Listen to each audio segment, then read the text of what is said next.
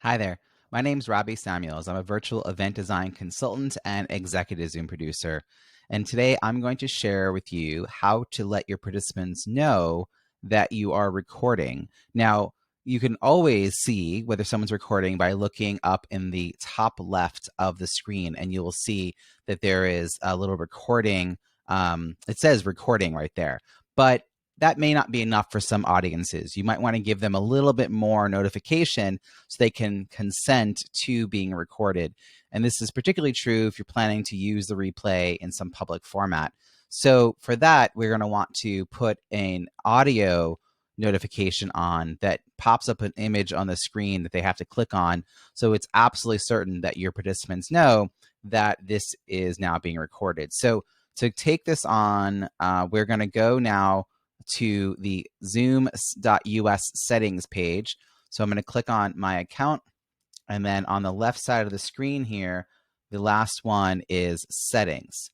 So I click on settings, and now I'm just going to zoom this in a little bit, and you'll see that there's a few options. There's meeting, then recording, then telephone. So meeting is where you have all these other options, right? We've talked about this on the robbiesamuels.com/Zoom settings. That's where I walk through all of those settings. But now we want to click on recording.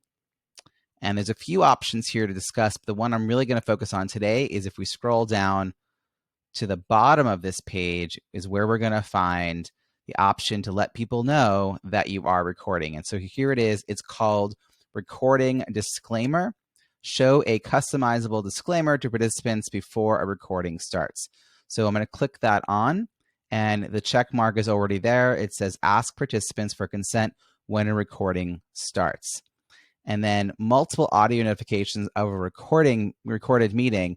Under that, it says play notification messages to participants who join the meeting audio. These messages play each time the recording starts or restarts, informing participants that the meeting is being recorded. If participants join the audio from telephone, even if this option is disabled, users will hear one notification message per meeting. So I'm going to just put that on as well, so that if I stop the recording when people go to breakout rooms, I then start it up again, the notification will once again be shared on the screen. So that is how you let your participants know that you are recording and get them to be able to opt in and give consent to being recorded.